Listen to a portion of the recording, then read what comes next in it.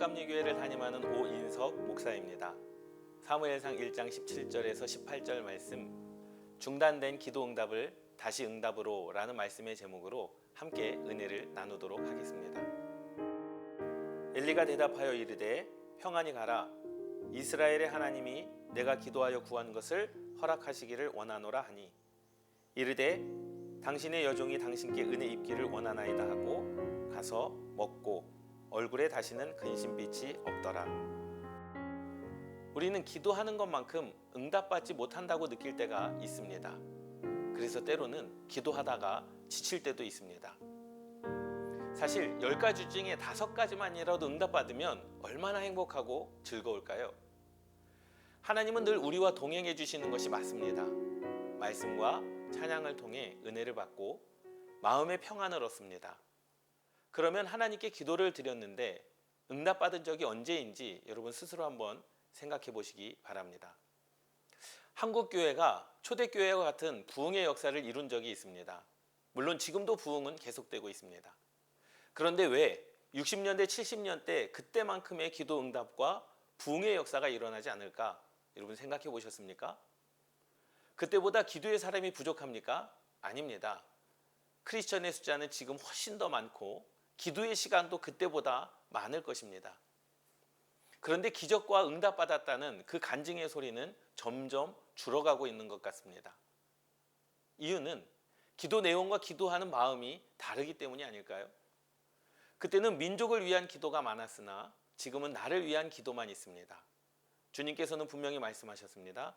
너희는 먼저 그의 나라와 그의 의를 구하라. 그리하면 이 모든 것을 너희에게 더하시리라. 그 당시 모든 기도의 첫 번째는 나라와 민족이었습니다. 우리나라를 바라보시는 하나님의 긍휼의 마음으로 우리는 기도했습니다. 그런데 지금 우리의 주된 기도 제목은 무엇입니까? 나와 자녀와 물질을 위한 기도입니다. 우리는 기도의 응답을 자신의 뜻을 이루는 도구로 생각하고 있습니다.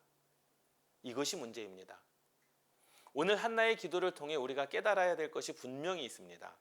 한나는 축복과 은혜를 받고 누리며 살아갔습니다. 한나는 분인나로 말미암아 마음이 아파 간절히 하나님께 구하고 기도했습니다. 한나 자신도 한나 자신의 필요 때문에 기도한 것은 맞습니다. 그러나 응답받은 후에 그 아들 사무엘을 여호와께 드렸다라고 말씀하고 있습니다.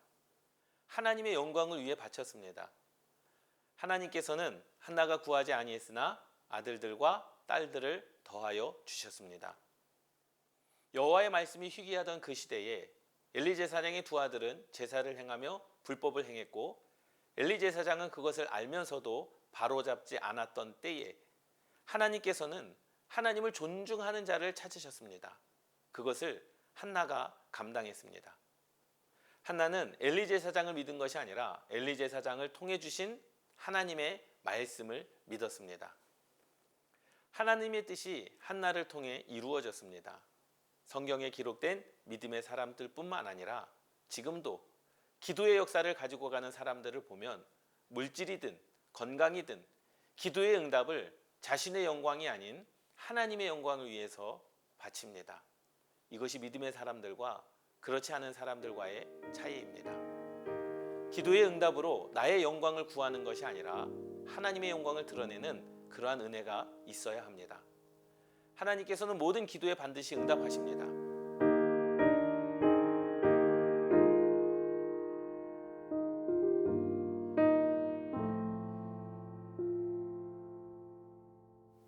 기도는 하나님이 우리 편에 서게 하는 것이 아니라 우리가 하나님 편에 서는 것입니다.